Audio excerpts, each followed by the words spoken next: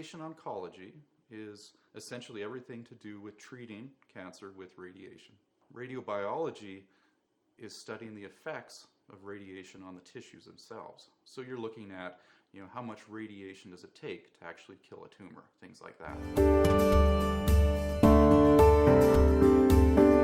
When you come in and you have a tumor that needs to be treated, the question is, how much radiation do you need?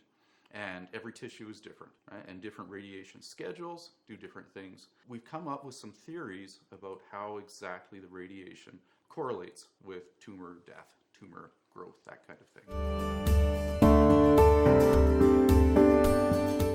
So you talk about radiation, you'll hear a lot of terms about it. One of the biggest ones is gray, and it's a measure of energy. When you talk about how much radiation you're getting, you're actually talking about the amount of energy that's deposited and absorbed by the tissues themselves.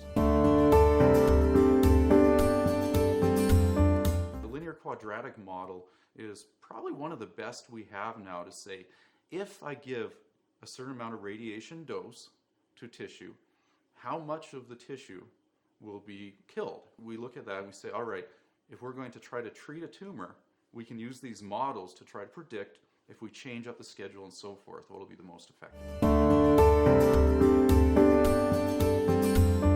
Alpha beta is one of the parameters in the linear quadratic model, and basically alpha beta is one of the things that says what kind of shape does this graph of radiation dose versus cell death have.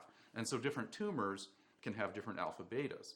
And so it's very, very common for people to do a lot of experiments to say, look, for this kind of tumor, we found an alpha beta of this, which implies we need this kind of dose. If I treat a tumor with 10 gray in one single fraction, and we talk about fractions meaning a single event, so you come in, or I treat that tumor over 3 times, 10 gray, I split it up into 3, it's going to have a different effect.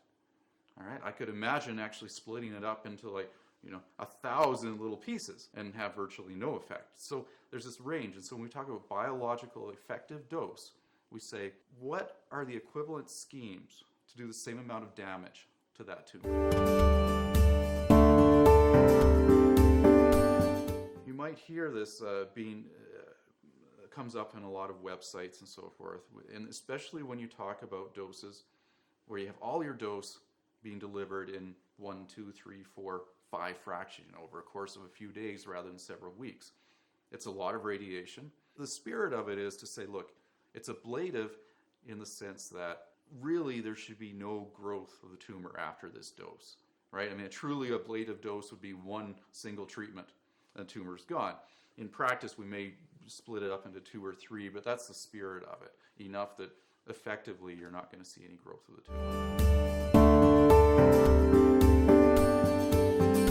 You basically look at some of the best technologies that we have as far as dose delivery, as far as imaging, and so forth. You say, can we very, very precisely hit, and usually a very small tumor, right?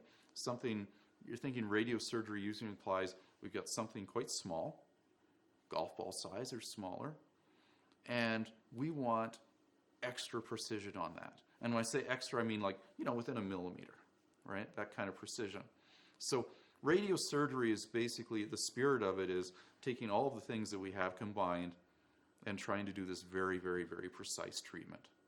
For obvious reasons, surgery is a fantastic thing in terms of being able to get rid of a solid tumor when there's no more tumor around it, right? When you're sure that that's all there is. It can also be a little traumatic. One of the biggest problems is with surgery is you never know, you may not be able to do a good surgical procedure that's not going to have a lot of very bad side effects. And very often people say, well, this person is not a surgical candidate simply because of the stress of it. Everyone would love to be able to do something like use radiation instead, right? So there are cases where we do as well as surgery. There's certainly, if you go online, you can look at there's a lot of different places you can find comparisons between these, but absolutely it can be a replacement in some cases.